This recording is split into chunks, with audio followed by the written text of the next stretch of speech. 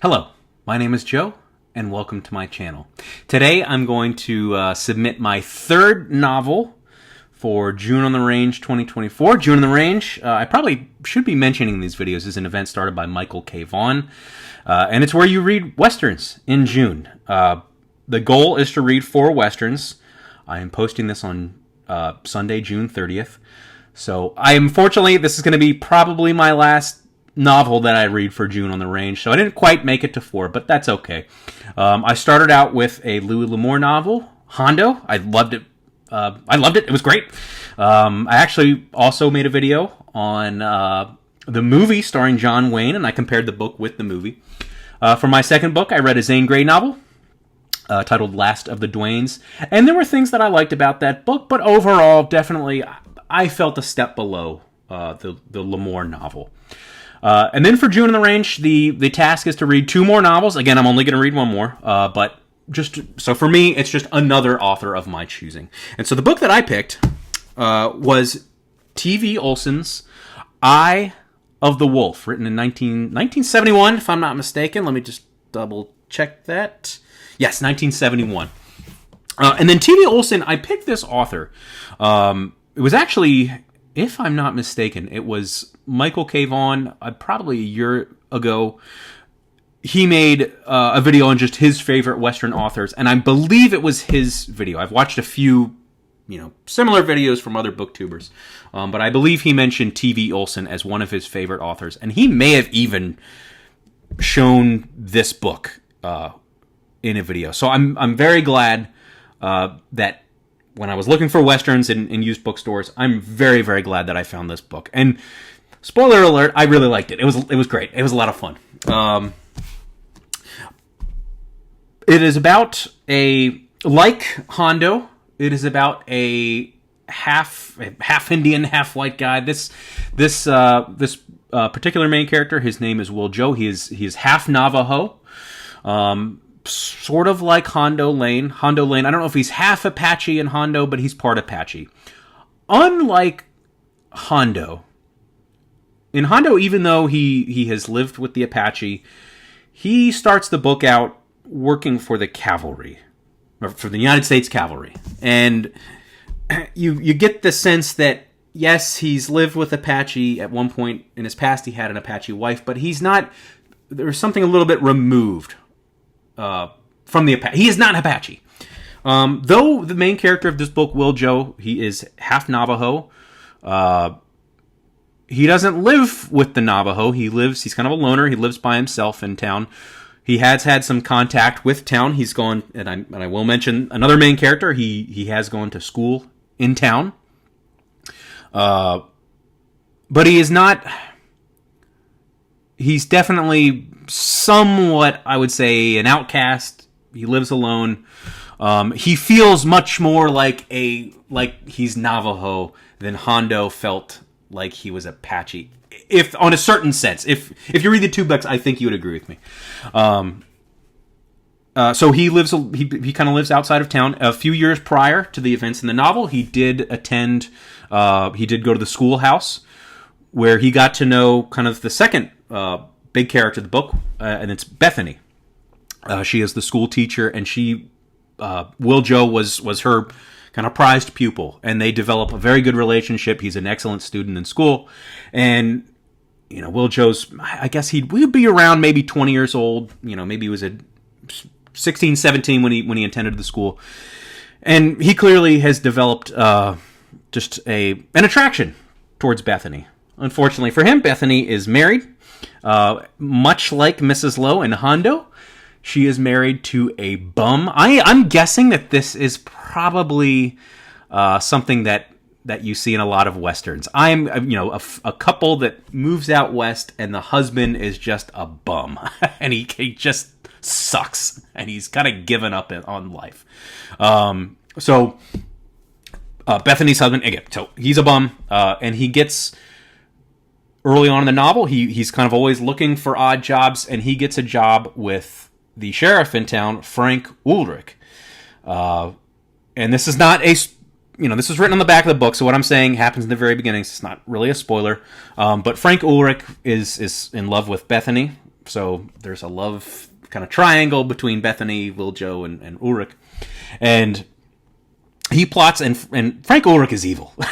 He is very racist against the Navajo. He speaks in derogatory terms against them. He calls Wiljo a breed, as in half-breed.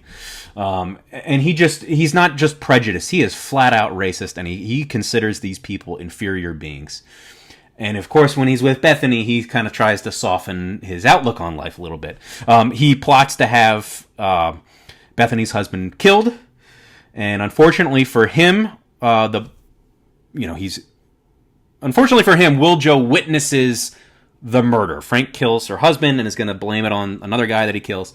And so Frank now has to pin, probably pretty easily, he's going to pin the murder on Wiljo, who's going to go off into the desert, and Frank's going to gather a posse, and they're going to go after Wiljo. And hopefully, from Frank's point of view, kill Wiljo before he can tell his tale that, no, this is, I was not involved in this murder. I'm not the one you should be going after. It's the sheriff that's the murderer. So that's the whole setup, and then the rest of the novel, you kind of, follow Wiljo as he evades this posse and multiple groups that go out in the desert.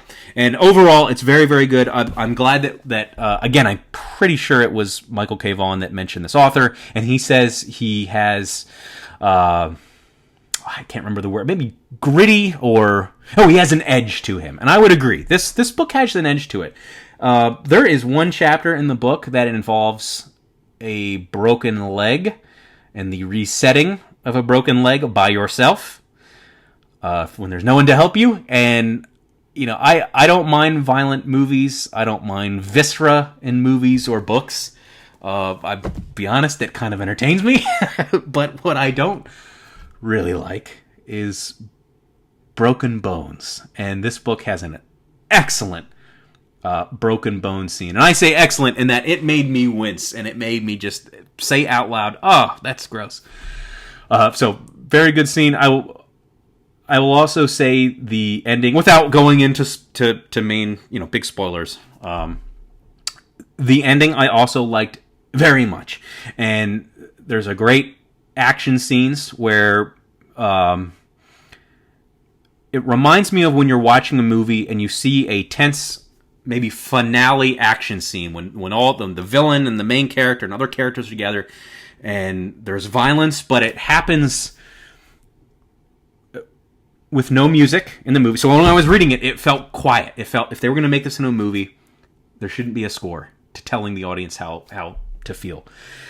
And it's about one character kind of creeping towards another character, and people are getting shot. And when they get shot, it's not visceral, but brutal, if that makes sense. It's not, overtly gory or over-the-top violent, but when a character gets shot in this finale, and there's a few people that get hit, it feels real. And if you read this book, hopefully you would feel the same way. But yeah, it reminded me of, and I'm trying to think of a movie that kind of perfectly captures the same mood that the final scene has in this book. I feel like there's a scene in The Great Escape, maybe, where it's just no music and someone gets killed and there's just the sound effects of the train. If you've seen Great Escape, it's when Donald Pleasance gets killed. It's kind of like that. I don't think there's music in that scene. Also, in the World War II movie Rome Open City by Roberto Rossellini, I think it's Roberto Rossellini. There's a scene where a woman is gunned down by the Nazis, and I'm fairly certain there's no music in that scene. It reminds me of something like that, where there's tension, there's kind of quiet, a little bit of dialogue, and then violence. And it might not be over the top gory or too visceral, but it packs a punch. And that was the end of this book. I thought it was very good. It was short and sweet. I did take me a few days to read. I think I was just kind of getting tired of Westerns. This is my third Western I've ever read. As I mentioned in these videos, I am not a fast reader. I did read a Star Trek book this month, 3 Westerns, and then I didn't make a video on it, but I did read a nonfiction book that I probably won't make a video on it. It was about literary criticism. I didn't make it to my 4th Western. I am, however, going to make, I'm going to finish something up, and I'm going to make one more June on the Range video, probably in a couple days, early July. But I don't think this will be the final June on the Range video, so I have something else planned. But that's all for now. I really enjoy this. I recommend it. If you're still in the mood to read westerns and you see this on the shelf, or you see this author, I would agree with Michael K. Vaughan. He's got an edge to him, and it's really good. But that's all for now. Thank you.